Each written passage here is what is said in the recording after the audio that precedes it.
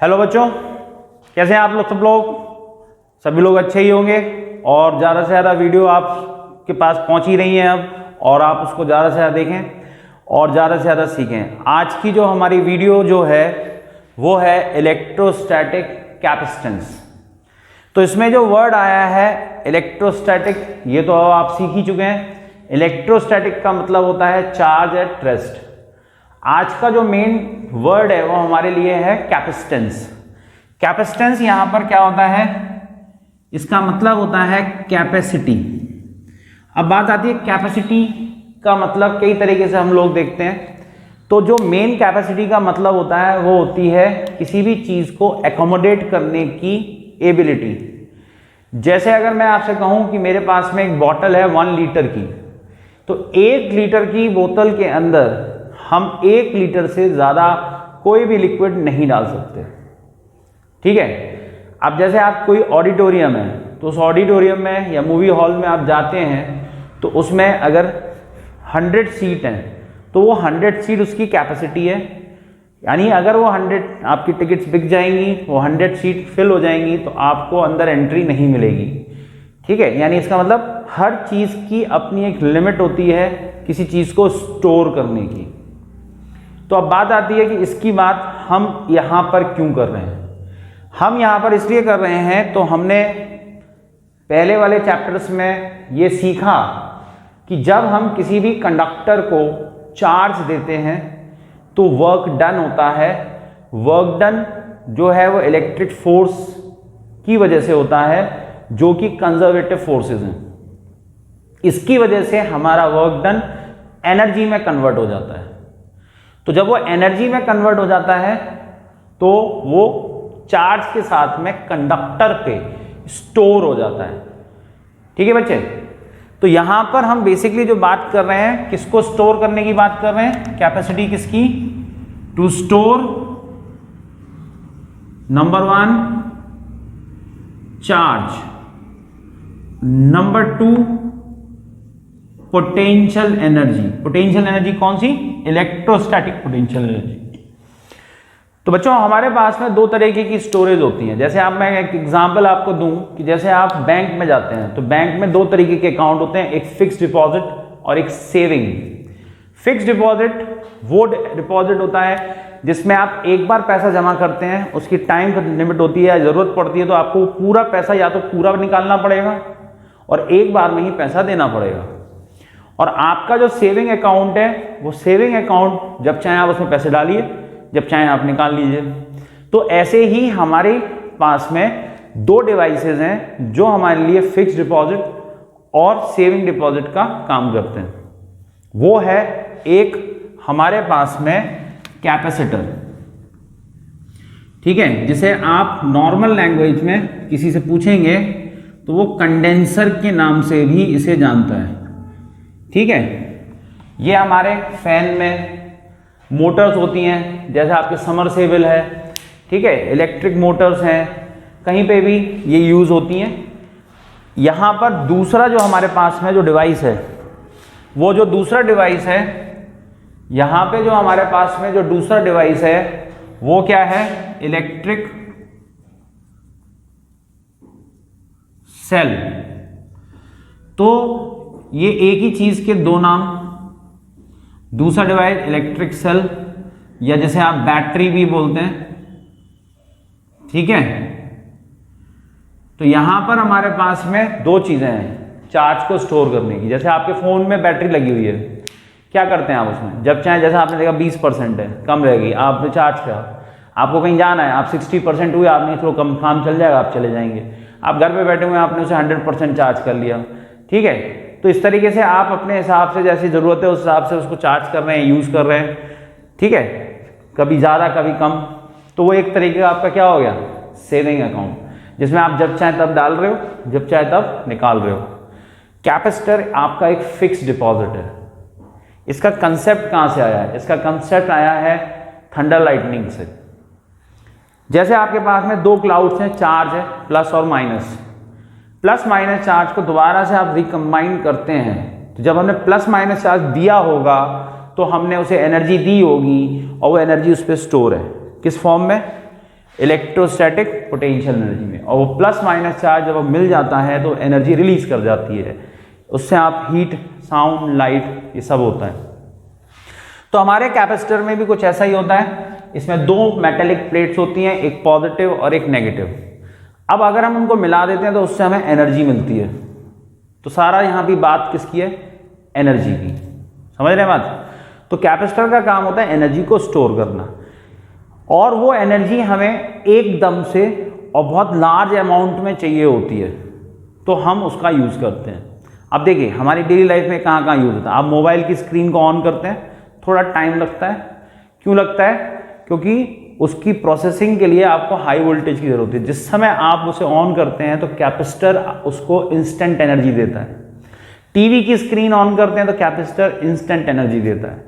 Fan को on करते हैं तो एकदम खट से, आपने देखा होगा एक आवाज़ आती है, तो कैपेसिटर ने उसे एक पुश दिया। आप अपनी गाड़ियों को स्टार्ट करते हैं तो वहाँ पे भी कैपेसिटर का यूज़ होता है, जो आपकी गाड़ियों को स्टार्ट करने में हेल्प करता है। कैमरे की फ्लैश लाइट, वो भी उसके अंदर कैपेसिटर होता है। तो ये आपकी डेली लाइफ में यूजेज हुए।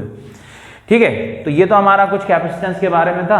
अब हम कुछ फॉर्मूले पढ़ने जा रहे हैं, जिसके बाद में हम उसके कुछ क्वेश्चंस जो हैं वो हम करेंगे, जो बोर्ड के लिए इस बार CBSE 22-23 यानी 22-23 में आने की उनकी बहुत ज़्यादा चांसेस हैं। एक तरीके से आप पढ़ के जाएं तो उसी कंसेप्ट पे ही वो क्वेश्चन आएंगे। ठीक है, तो पहला फॉर्मूला जो है वो है हमारे पास में Q = CV। Q कौन है? चार्ज। C कौन है? कैपेसिटेंस। V कौन है? पोटेंशियल। जब हम किसी बॉडी को चार्ज देते हैं तो उस पर पोटेंशियल आता है। ठीक है, तो यहां पर इसी फॉर्मूले को हम ऐसे भी लिख सकते हैं, C = Q/V। देखने में ऐसा लग रहा है कि Q बढ़ेगा तो C बढ़ेगा, ऐसा नहीं है। C एक कांस्टेंट वैल्यू है। ठीक है, कौन सी वैल्यू है? Constant value. इसके अंदर हमारे पास में ये Q और ये V दो चीजें होती हैं। Q को बढ़ाएंगे तो V बढ़ जाएगा। जैसे आपने इसे 2 टाइम्स किया तो ये भी 2 टाइम्स होगा, तो 2 से 2 कट गया, वैल्यू वहीं की वहीं आ गई। आपने इसे 3 टाइम्स किया, इसको 3 टाइम्स हो जाएगा, 3 से 3 कट जाएगा, वैल्यू वहीं आ गई। कैपेसिटेंस चार्ज और वोल्टेज पर डिपेंड नहीं करता। ठीक है, तो यहीं पर एक क्वेश्चन कर लेते हैं। जैसे आपसे कह रहा है कि draw a graph showing the variation of capacitance versus charge. यानी कोई भी कैपेसिटर है, उसको जब हम चार्ज देते हैं, चार्ज को चेंज करते हैं, तो कैपेसिटेंस पे क्या चेंज आएगा। तो जैसे मैंने आपको बताया कि चार्ज को देने से कैपेसिटेंस पे कोई चेंज नहीं आता। तो बोर्ड में ये क्वेश्चन आ चुका है कि चार्ज देने से कैपेसिटेंस पे क्या फर्क पड़ेगा। तो आपका ग्राफ कैसा होगा? ये ग्राफ जो है वो पैरेलल होना चाहिए किसके? एक्स एक्सिस के। इसका मतलब ये है कि जैसे अगर हम 2 पॉइंट यहां पर ले रहे हैं A और B, तो यहां पे चार्ज Q1 था, यहां चार्ज Q2 था, लेकिन कैपेसिटेंस हमारी वहीं की वहीं कांस्टेंट है। यानी A पॉइंट पर कैपेसिटेंस, B पॉइंट पर कैपेसिटेंस ये चेंज नहीं हो रही। ठीक है बच्चों, तो यहां पर एक क्वेश्चन अभी हमने देखा किसके ऊपर? कैपेसिटेंस के ऊपर। कैपेसिटेंस की डिपेंडेंसी चार्ज पे नहीं होती। अब कैपेसिटेंस की डिपेंडेंसी किस पर होती है? तो हमारे पास में 3 तरीके के कैपेसिटर होते हैं, parallel plate capacitor, spherical capacitor, और एक होता है हमारे पास में सिलिंड्रिकल। तो फैन में जो आप देखते हैं, तो फैन के ऊपर जो कैप होता है, उसके अंदर अगर झांक के आप देखेंगे तो एक सिलिंड्रिकल ऑब्जेक्ट लगी होती है, व्हाइट कलर की प्लास्टिक की या सिल्वर कलर की। तो वो कंडेंसर है, कैपेसिटर है, that is a cylindrical capacitor. लेकिन ये हमारे बोर्ड के सिलेबस में नहीं है, ये कॉम्पिटिशन में पूछे जाते हैं। तो हमारे सिलेबस में कौन है? हमारे सिलेबस में है पैरेलल प्लेट कैपेसिटर। तो ये पैरेलल प्लेट कैपेसिटर जो है वो क्या है? पैरेलल प्लेट कैपेसिटर में हमारे पास में 2 प्लेट्स हैं, एक प्लस एक ये माइनस। इसमें से एक को हम चार्ज देते हैं +Q, दूसरे पर इंडक्शन होता है -Q, और उस तरफ का जो प्लस चार्ज है वो अर्थ में ट्रांसफर कर दिया जाता है। तो यहाँ पे 2 चार्ज होते हैं। तो इसमें आप देखिए दूसरा question, what is the net charge on the capacitor. तो आपका आंसर होगा 0। क्यों? जितना प्लस उतना माइनस, तो नेट चार्ज कैपेसिटर पे कितना होता है? 0 होता है। ठीक है, अब इसकी कैपेसिटेंस होती है, कैपेसिटी मैंने बताया ना, हर चीज की अपनी एक फिक्स कैपेसिटी है। तो यहां पर इसका कैपेसिटेंस का फॉर्मूला होता है हमारे पास में C = K ε0 A divided by D। तो मैंने आपको बताया कि हमारा कैपेसिटेंस Q पे डिपेंड नहीं करता, V पे डिपेंड नहीं करता, तो ये वो फैक्टर्स हैं जिस पर ये डिपेंड करता है। This is the formula for the parallel plate capacitor. ठीक है, यहां पर हमारे पास में अब इन फैक्टर्स के ऊपर बात करते हैं और इसी के ऊपर कुछ क्वेश्चन करते हैं। ठीक है, तो हमारे पास में सबसे पहला जो फैक्टर है वो है C is proportional to K। What is K? इसको बोलते हैं हम डाई इलेक्ट्रिक कांस्टेंट, किसी भी कैपेसिटर की। ठीक है, तो अब आपसे फिर एक क्वेश्चन बोर्ड में पूछा जा सकता है, what will happen to the capacitance of a capacitor when a dielectric is filled between its plate? अगर हम किसी भी कैपेसिटर की प्लेट्स के बीच में डाइलेक्ट्रिक डालते हैं तो कैपेसिटेंस पे क्या फर्क पड़ता है? तो कैपेसिटेंस यहां पर K टाइम्स क्या करती है? बढ़ जाती है। तो डाइलेक्ट्रिक डालने से कैपेसिटेंस K टाइम्स बढ़ रही है, पहली चीज। दूसरी चीज, C is proportional to A। A क्या है? Area of plate. अगर आप प्लेट को क्या करेंगे? एरिया को बड़ा कर देंगे। जैसे आपने देखा होगा हमारे पास एक छोटा कंटेनर है, एक बड़ा कंटेनर है, तो छोटे कंटेनर में चीज़ें कम आती हैं, बड़े कंटेनर में चीज़ें ज़्यादा आती हैं। ऐसा ही कुछ हिसाब है कंडक्टर का। तो यहाँ पर हमारे पास में अगर हम देखेंगे तो कंडक्टर अगर हमारे पास में छोटा है, एरिया कम है, तो एरिया कम होने का मतलब उसकी कैपेसिटेंस भी कम होगी, और एरिया ज़्यादा है तो उसकी कैपेसिटेंस ज़्यादा होगी। तो एरिया बढ़ाने से हम कैपेसिटेंस को बढ़ा सकते हैं। ठीक, एक होता है डिस्टेंस बिटवीन द प्लेट्स। ये जो D है वो ये है, हम इसको जितना पास लाते हैं कैपेसिटेंस उतना बढ़ता है। रीज़न क्या है? रीज़न ये है कि कैपेसिटेंस का जो प्रिंसिपल है वो C = Q/V पर है। अगर हम Q को कांस्टेंट कर दें और किसी भी तरीके से वोल्टेज को कम करें, कैपेसिटेंस बढ़ जाएगी। ठीक है, तो पहले केस में हमने डाइलेक्ट्रिक डालकर वोल्टेज को कम किया, कैपेसिटेंस बढ़ गई। दूसरे केस में बड़ा साइज करके अगेन पोटेंशियल कम हो जाता है, कैपेसिटेंस बढ़ जाती है।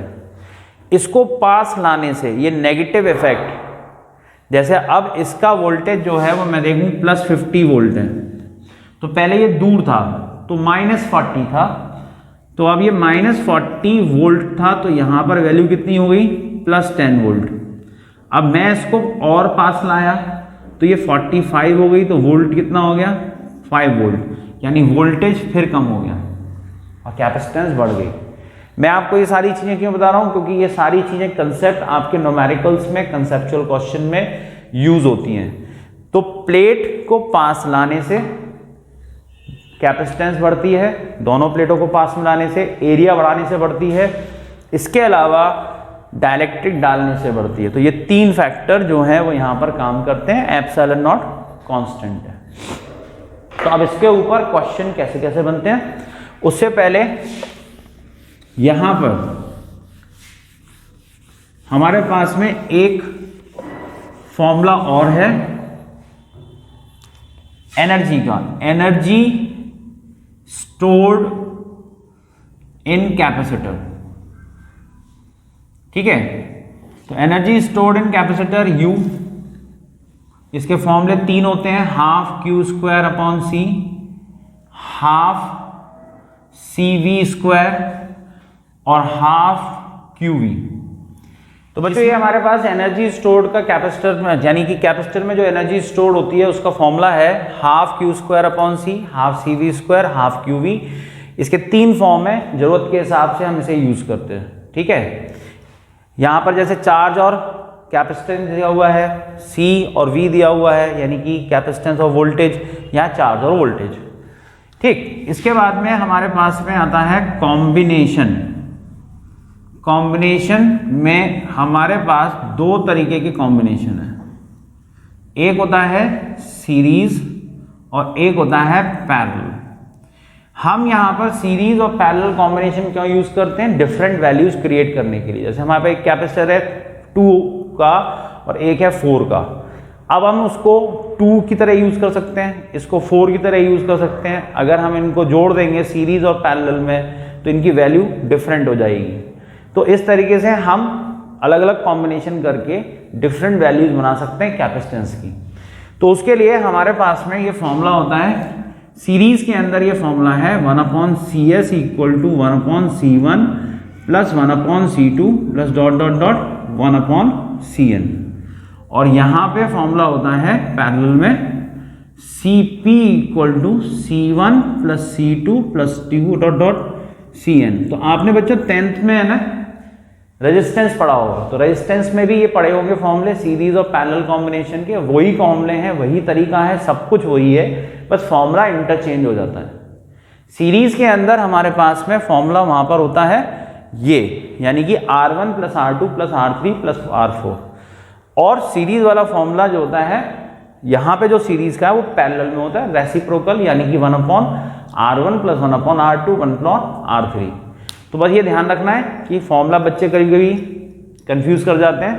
यहाँ पे उल्टा होता है, रेजिस्टेंस का उल्टा, रेसिप्रोकल में सीरीज में और डायरेक्ट ऐड करना है पैरेलल में। तो बच्चों यहाँ से हम कुछ क्वेश्चन अब स्टार्ट करते हैं।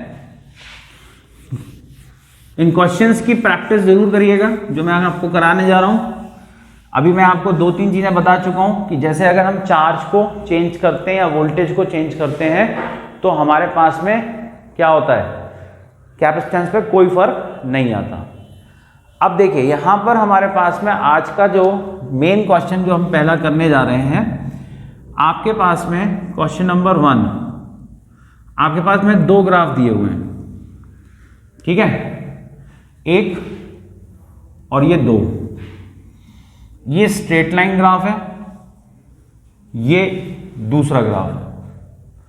तो ये हमारे पास में यहां पर आपको ये बताना है कि इन ग्राफ को खींचने के लिए, बेसिकली ग्राफ है किस किस के बीच में, ये है एनर्जी, ठीक है, वर्सेस क्या, कैपेसिटेंस।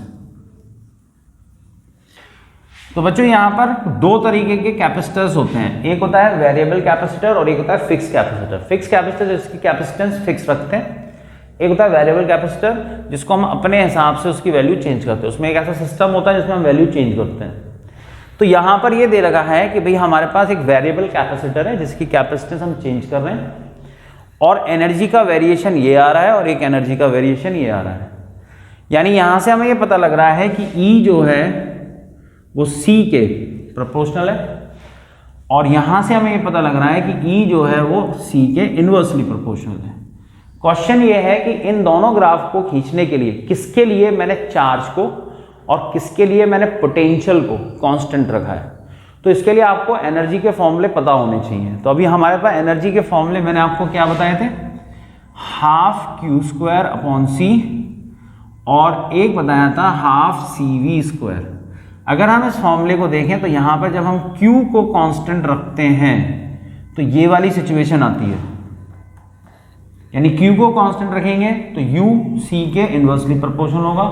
c को बढ़ाने से एनर्जी धीरे धीरे क्या हो रही है, कम हो रही है, ठीक है, इनवर्सली प्रोपोर्शनल है। तो यानी कि इस ग्राफ के लिए मैंने किसको कांस्टेंट रखा है, q कांस्टेंट रखा है, ठीक।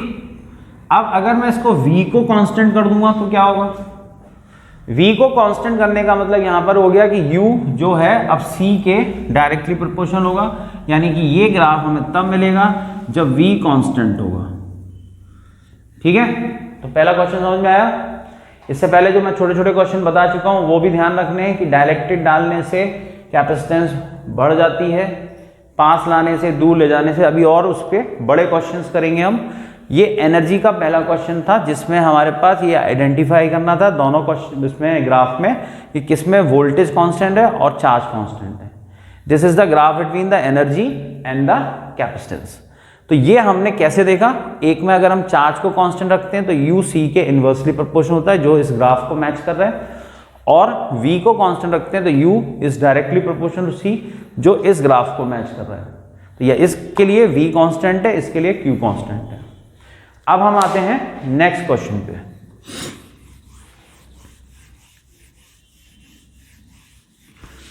अब देखिए यहां पर एक कंसेप्ट मैं आपको बता रहा हूं, आपको क्वेश्चन में यहां पर क्वेश्चन 2 और ये क्वेश्चन 3 दोनों साथ साथ करेंगे, ठीक है। अब इसमें एक चीज इससे पहले बढ़ने से पहले हमें एक चीज ध्यान रखनी है कि यहां पर बैटरी जो होती है, बैटरी का काम क्या है, बैटरी जो हम कैपेसिटर से कनेक्ट करते हैं तो उसको वोल्टेज देती है जिससे उस पर चार्ज स्टोर होता है। अब बैटरी की कंडीशन 2 दी होंगी क्वेश्चन में, एक होगी बैटरी कनेक्टेड, एक होगी बैटरी डिसकनेक्टेड। तो एक में जब कनेक्टेड रखते हैं तो कनेक्टेड का मतलब है कि आने जाने का रास्ता खुला हुआ है, चार्ज जा भी सकता है और आ भी सकता है। और बैटरी का काम होता है कांस्टेंट वोल्टेज प्रोवाइड करना। तो जब तक हम बैटरी को लगा के रखते हैं तब तक V कांस्टेंट होता है, ठीक है। अगर हम बैटरी को डिस्कनेक्ट कर देते हैं तो Q कांस्टेंट होता है। आगे ये बात समझ में, तो हमारे पास में कनेक्टेड है V कांस्टेंट, डिस्कनेक्टेड है Q कांस्टेंट, ठीक। इस चीज को ध्यान रखना है। अब पहला क्वेश्चन क्या है, पहला क्वेश्चन ये है कि हम पहली वाली कंडीशन लेके चल रहे हैं कि बैटरी को हमने क्या रखा है, कनेक्टेड रखा है। क्वेश्चन में आपको कह रहा है कि we are having a capacitor, एक कैपेसिटर है बच्चे हमारे पास जिससे हमने बैटरी को कनेक्टेड रखा है। तो जब ये लाइन लिखी हुई है कि a capacitor is connected to a battery, remains connected to a battery, तो इसका मतलब वो क्या कहना चाह रहा है क्वेश्चन में, वो ये कहना चाह रहा है कि V को हमने क्या रखा है, कांस्टेंट रखा है। अब वो ये कह रहा है कि जब हम ऐसा करते हैं तो ऐसा करने के बाद जो प्लेट्स हैं उनको हम पास पास लिया है। पास पास लाने का मतलब they are move towards each other, ठीक है, या फर्दर, एक वर्ड आएगा मूव्स फर्दर। फर्दर का मतलब पास पास, या टूवर्ड्स ईच अदर। किसको किया हमने, ये प्लेट्स को। हाँ तो बच्चों क्वेश्चन ये है हमारा कि एक कैपेसिटर है, ठीक है, बैटरी कनेक्टेड है। जैसे कि मैंने अभी बताया कनेक्टेड का मतलब होता है वोल्टेज कांस्टेंट, डिस्कनेक्टेड का मतलब होता है चार्ज कांस्टेंट। अब क्वेश्चन में कंडीशन ये दी है कि एक कैपेसिटर को बैटरी से कनेक्टेड रखा गया है और प्लेट्स के बीच में जो डिस्टेंस है फर्दर यानी उसको पास लाए हैं। तो पास लाने का मतलब जैसे कि हमारे पास कैपेसिटेंस का फॉर्मूला होता है epsilon not A over D। तो C जो है वो D के इनवर्सली प्रोपोर्शनल है। तो अगर मैं D को कम करूंगा भाई तो C बढ़ जाएगा।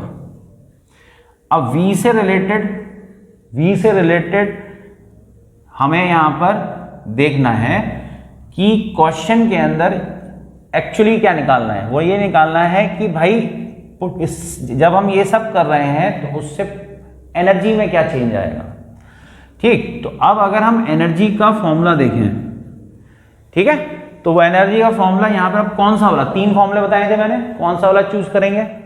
V कांस्टेंट है, C दिया हुआ है, तो C और V का फॉर्मूला होता है हाफ CV²। तो एक बार क्वेश्चन दोबारा से समझ लेते हैं। कैपेसिटर, बैटरी कनेक्टेड है, प्लेट्स को पास पास लाए हैं, एनर्जी में क्या चेंज होगा वो बताना है। क्या बताना है हमें, चेंज इन एनर्जी। तो चेंज इन एनर्जी भाई हमें बताना है कि क्या हुआ, मतलब इंक्रीज हुई या डिक्रीज हुई। तो हमने क्या देखा, battery connected, V constant, V constant, V के कांस्टेंट होने की वजह से हमने ये वाला फॉर्मूला चूज किया CV²। दूसरा हमने देखा भाई C पे क्या फर्क पड़ रहा है, तो प्लेट्स जो है हम पास लाए तो D कम करने से C बढ़ गया। तो इस फॉर्मूले के हिसाब से यहाँ पे V कांस्टेंट है तो U is proportional to C। अब D को कम किया, C बढ़ा, और C के बढ़ने से पोटेंशियल एनर्जी बढ़ गई। तो हमारा आंसर हो गया पोटेंशियल एनर्जी बढ़ गई। ठीक है, the potential energy will increase. Connected, voltage constant, पास लाए, C बढ़ गया, और C के बढ़ने की वजह से, वोल्टेज कांस्टेंट होने की वजह से पोटेंशियल एनर्जी भी बढ़ गई। अब इसी क्वेश्चन को थोड़ा सा चेंज कर लेते हैं। कैसे चेंज करेंगे? हम कनेक्टेड की जगह पे अब हमने बैटरी को क्या रखा है? डिसकनेक्टेड। और यहां पे तो ये जो हमने चेंज कर दिया, मूव्स फार्दर। फार्दर का मतलब हम इसे दूर ले गए। तो दूर ले गए तो यहां पर हमारे पास में क्या होगा बच्चे? दूर ले जाने का मतलब यहां पर हो गया कि हमने यहां पर D को क्या किया है? बढ़ा दिया। पहले हम D को कम कर रहे थे, पास लाकर, फार्दर मतलब अवे करके बढ़ा रहे हैं। तो जब आप पहले हम D को कम कर रहे थे तो C बढ़ रहा था, तो अब D को बढ़ाएंगे तो C बच्चों क्या हो जाएगा? कम हो जाएगा। तो C कम हो गया तो अब एनर्जी पे फिर दोबारा से इफेक्ट। लेकिन अब हमें यहाँ पे फॉर्मूला चेंज करना पड़ेगा। क्यों?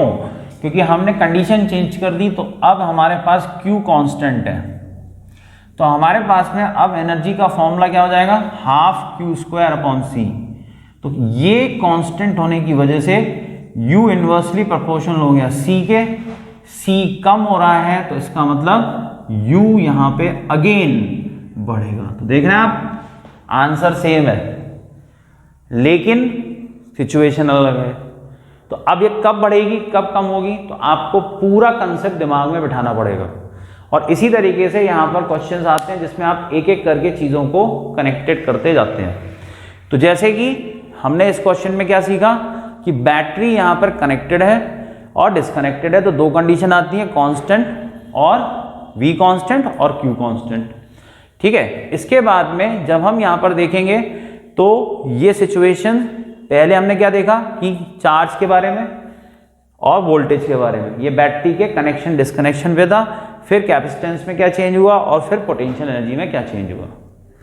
ठीक है बच्चे, तो आज की वीडियो हम यहीं पे खत्म करते हैं, लेकिन इसकी एक वीडियो और अभी आगे आएगी, ठीक है, जिसमें हम और क्वेश्चन कैपेसिटेंस के करेंगे। ठीक है, मिलते हैं दोबारा से।